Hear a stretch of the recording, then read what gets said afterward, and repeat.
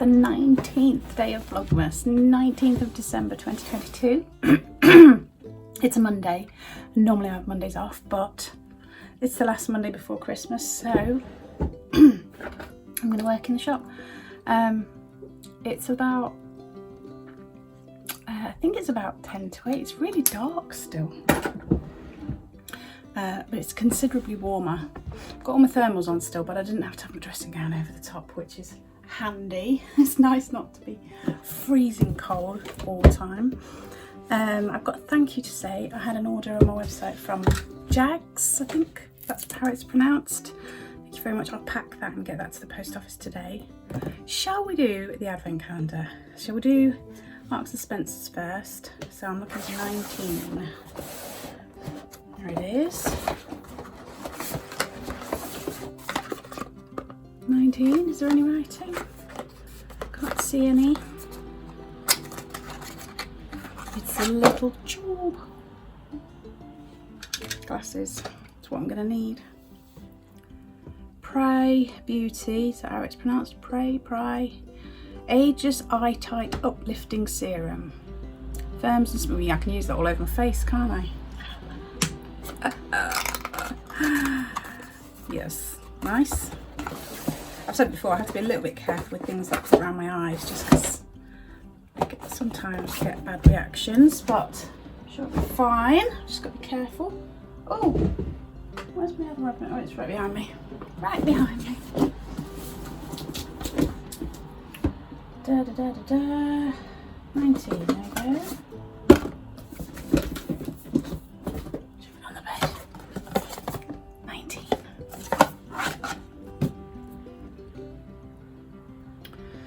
Dramatically different moisturising BB gel. Gel hydrating BB. So I guess that's just like a normal BB cream as in tinted moisturiser, which is very good because this is the one that I usually use, and it is getting very, very low, and I don't like to buy it when it's full price. And I haven't seen it on offer anywhere, so lovely. Oh, it doesn't look tinted, just looks, it looks like a normal cream colour. Maybe, Does it say anything on the back? No, it just says 100% fragrance free, etc. Oh well, I'll try it. Lovely. Aren't I lucky? Right, self ready. Get down in the shop.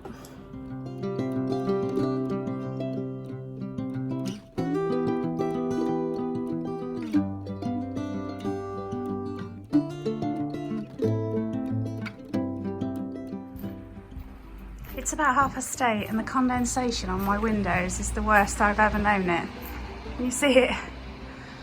And it's on that one as well, but you can't see it so much behind the things. I can't clean that at all unless there's any on the outside, but I can have a little go at this one.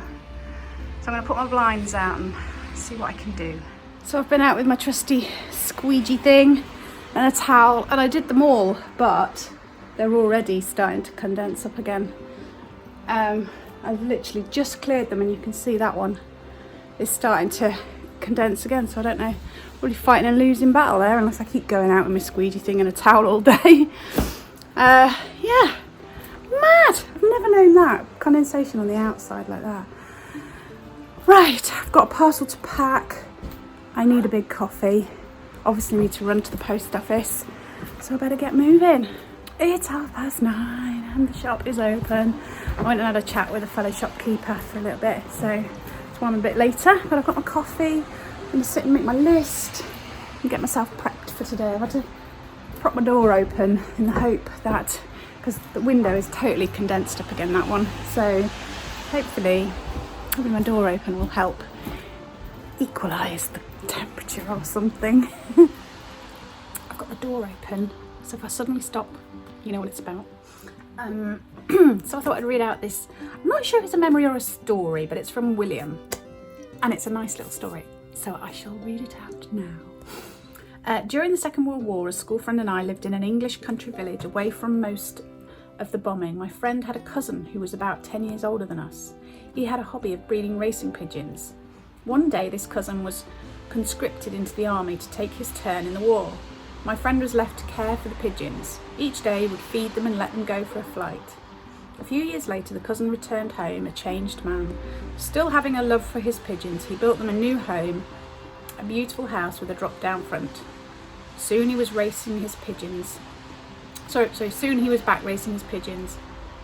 We used to love to sit and watch them return home, and the cousin would have to check them. That's probably me writing it down wrong. I assume that they watched them come back and the cousin checked them. My friend and I kept pestering the cousin to tell us about the war, but he was always very reluctant and seemed to turn into himself. One day when the three of us were sitting in the loft looking at the pigeons, the cousin started telling us about an experience he'd had during the war. He'd been shipped overseas for a desert campaign. A convoy of lorries arrived and a lot of soldiers were hustled into the back of each lorry. Soon they set off across the desert with no idea what they were in for. After a few hours of bouncing and bumping along in the heat of the day, the convoy stopped. All out was the order given. This gave them a chance to stretch their legs and have a smoke. While milling around with his fellow soldiers, the driver of his lorry came around back to see how everyone was doing. Suddenly the cousin looked and the world stood still. The driver was his dad. I mean, that is a great story, isn't it? Or a memory, whichever. We've all had those massive coincidences where you bump into people in the strangest places that have connections with home or family or friends or whatever.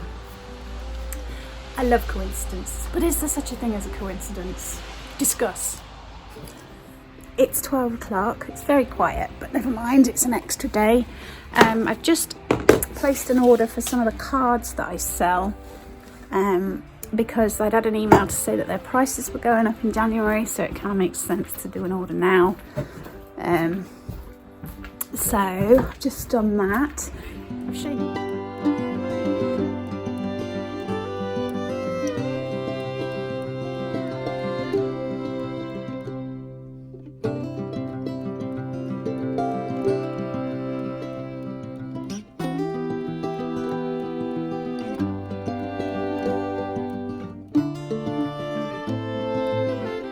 It's 1:45 and let's just say I shouldn't have bothered opening up today, but never mind, I've got things done. I'm just having a look around what I can rearrange to catch people's attention. You know, if you move stuff, people see things that they haven't seen before. It's a good tactic. And my husband's gone off to the library to get me a new book because I'm nearly finished the one that I'm reading, so that I've got something to read over the Christmas break, because I'm closing on Christmas Eve at some point. I don't know what time. I'm just gonna leave it open and say when it goes quiet I will close, and then I don't reopen the shop until the 3rd of January, so looking forward to a little bit of a break.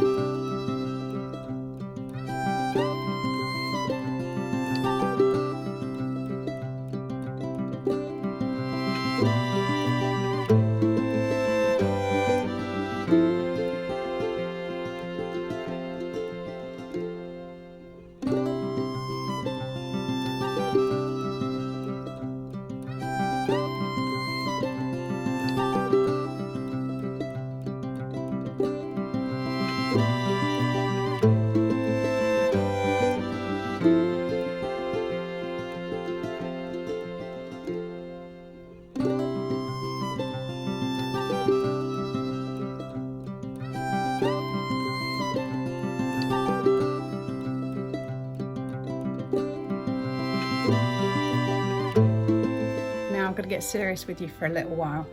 A customer's just come in and I looked round, and while she was in I started really thinking about something that's very important, and I was making a list and I thought I should really ask you what your opinion is on this. Top 10 biscuits. What's your favourites? I've written down, I think, what's in my top 10. I just haven't ordered them yet, so that's something I'm going to work on. Right, if I give you my top 10, give me a shout out what's missing out of that top 10, and don't come at me with a bourbon because that's not happening. They're just the stale ones at the bottom. Right, okay, so top 10. In no particular order, I will order them at a later date. Custard creams, chocolate digestives, milk chocolate digestives, ginger nuts, chocolate hobnobs, Viennese, oh, the Fox's Viennese. I think they used to be called Viennese fingers, but they're just Viennese, I think now. Fox's chocolate rounds. Fox's do amazing biscuits. Sorry, I digress. Fox's chocolate rounds, McVitie's digestive, just a plain digestive, but it has to be McVitie's. Shortbread fingers, party rings, and golden crunch cream. Okay, so that is 10, isn't it? 1, 2, 3, 4, 5, 6, 7, 8, 9, 10. So I've got my list, I just need to order them. What's missing? As I say, bourbons, no way. Also, if you're going to say the Oreos are going to be in the top 10, then you've got to tell me which ones are out, because we can't have a top 11. So, you know, it's easy saying an extra one. It's what do you get rid of? I know, it's not easy, you know. I've been thinking about this for a while.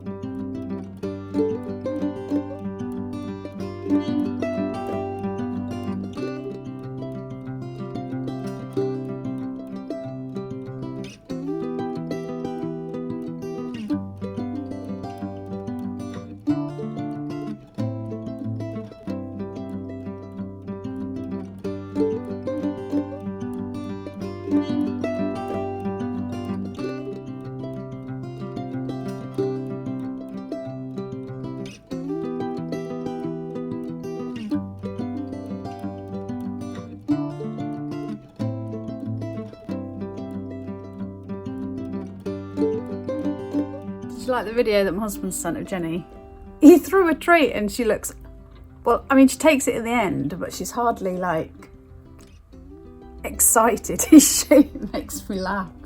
Other dogs are like all over treats, and it takes us a year to get through a small packet because she's just really not that bothered. It's about 25 to 3, and I was going to stay till 4, but I don't think it's worth it, and so I'll probably just stay till 3. So I'm going to round up the vlog.